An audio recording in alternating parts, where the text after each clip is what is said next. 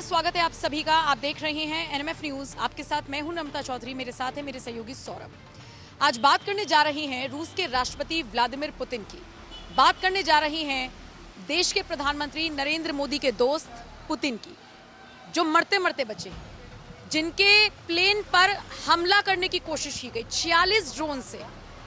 वो कैसे बचे हैं, कैसे ये जानकारी निकलकर सामने आई है और कब का है ये पूरा घटनाक्रम, बताएंगे मेरे सहयोगी सौरभ।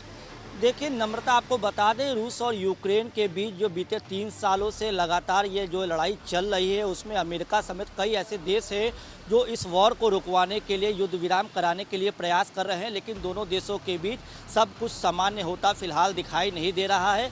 लगातार रूस जो है यूक्रेन के कई शहरों को निशाना बनाया, लेकिन इस बीच जब 20 मई की ये बात सामने आई है, जब रूस के राष्ट्रपति जो है पुतिन, वो अपने हेलीकॉप्टर से जा रहे थे, तो कुर्स्क क्षेत्र से उनका हेलीकॉप्टर गुजर रहा था। इसी दौरान वो यूक्रेनी सेना के द्वारा, वायुसेना के द्वारा जो ड्रोन से हमले किए गए थे, उसकी जद में आ गया। लेकिन रूस की जो वायुसेना है, उसकी तत्परता के चलते 46 ड्रोन जो हेलीकॉप्टर पर के तरफ बढ़ रहे थे, उस पर हमला करने के लिए बढ़ रहे थे, रूस की वायुसेना ने उसे मौके पर मार गिराया, जिसकी वजह से पुतिन की जान बच सकी। यानी कि आप समझ लीजिए कि अगर वायुसेना की थोड़ी सी भी चूक अगर उस दिन हो जाती तो ये बहुत बड़ा घटनाक्रम होता कि किसी देश के राष्ट्रपति की जंग के दौरान इस तरीके से ड्रोन हमला करके। लेकिन अभी यूक्रेन ने कोई इसकी जिम्मेदारी नहीं ली है, कोई बयान सामने नहीं आया है। लेकिन हाँ, रूस की तरफ से कहा जा रहा है कि हमला वहीं से हुआ है। हाँ, रूस की सेना की तरफ से ये दावा किया गया है कि हमने जो हेलीकॉप्टर के करीब जो ड्रोन पहुंचा था, जो 46 ड्रोन थे, जो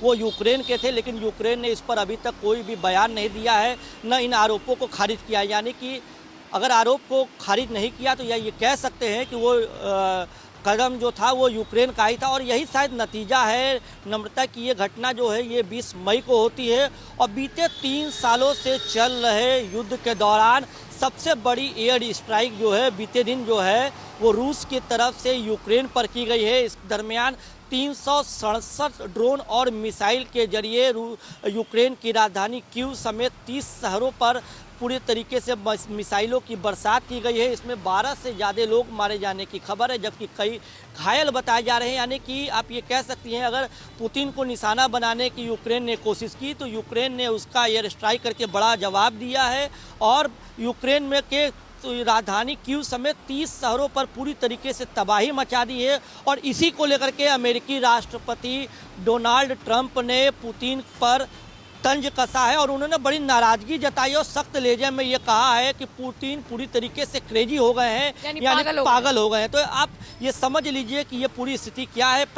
पहले तो ये समझ में जानकारी जो सामने आई थी, ये लग रहा था कि रूस ने बड़ा हमला कर दिया, बड़ी एयर स्ट्राइक कर दी बीते 3 सालों की युद्ध के दौरान। लेकिन अब जो बातें निकल के सामने आई है कि पुतिन के हेलीकॉप्टर को भी निशाना बनाया गया, तो कहीं ना कहीं जो रूस की ये कार्रवाई थी वो उस हमले के या उस प्रयास के जवाब में थी।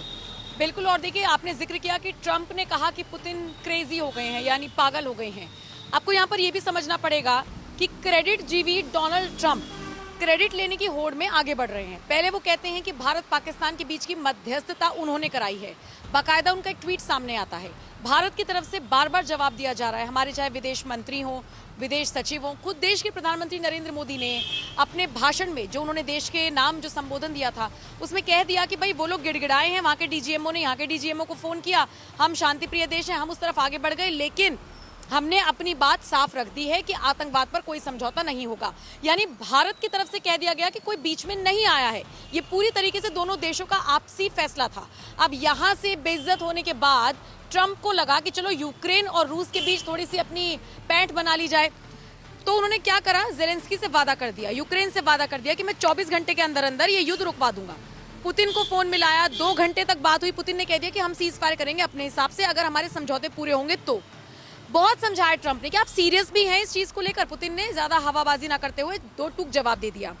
उसके बाद कहीं ना कहीं फ्रस्ट्रेट है ट्रंप, क्योंकि अमेरिका के राष्ट्रपति पद पर बैठे हैं और कोई सुन नहीं रहा है, हर कोई बेइज्जती कर रहा है। पाकिस्तान का रक्षा मंत्री ख्वाजा आसिफ कहता है कि अमेरिका वो देश है जो दूसरे देशों में लड़ाइयां करवाता है और फिर उसकी कमाई खाता है, उसी से कमाई खाता है। पाकिस्तान जैसा देश, बांग्लादेश जैसा देश, तमाम देश तो अमेरिका की तरफ मुंह उठाकर कुछ भी बोल दे रहे हैं। तो ये सुपर पावर कहाँ का रह गया?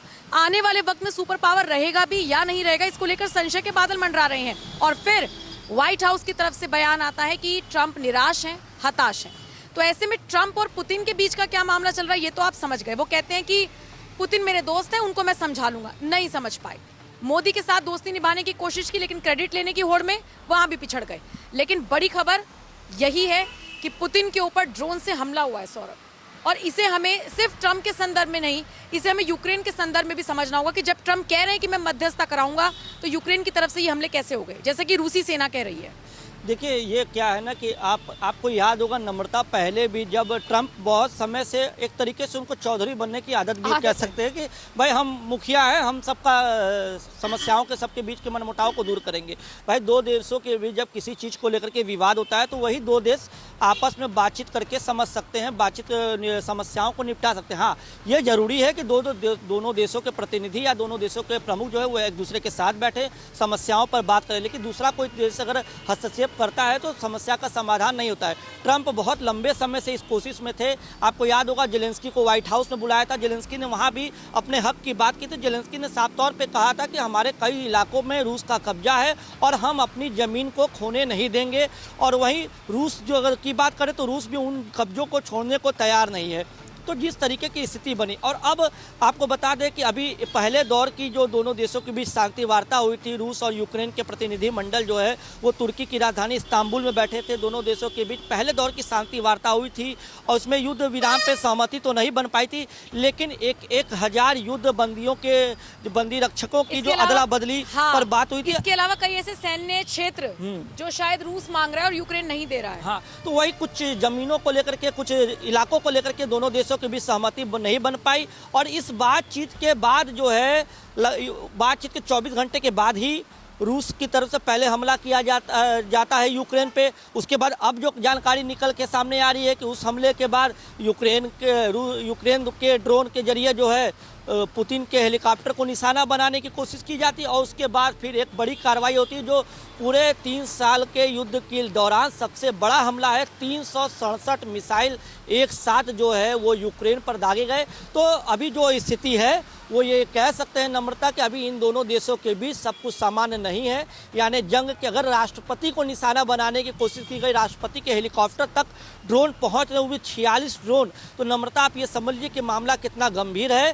तो इस समय रूस और यूक्रेन के बीच कोई भी देश, दूसरा देश अगर मध्यस्थता कराने की कोशिश करता है तो वो उसकी बातें खाली जाएंगी, उसकी सारी कोशिश नाकाम होगी। जब तक कि जेलेंस्की और पुतिन खुद आमने सामने नहीं बैठते हैं, तमाम समस्याओं पर बात नहीं करते हैं, तब तक दोनों देशों के बीच युद्ध विराम नामुमकिन सा लग रहा है। बिल्कुल। तो कुल मिलाकर बाकी तो जो भी अपडेट आएगी, देखिए अब किसी राष्ट्रपति के हेलीकॉप्टर पर 46 ड्रोन से हमला कर देना कोई आम बात तो है नहीं। अब जांच में जो कुछ भी खुलासा होगा, जो भी अपडेट आएगी आप तक पहुंचाएंगे। बने रहिए एनएमएफ न्यूज़ के साथ।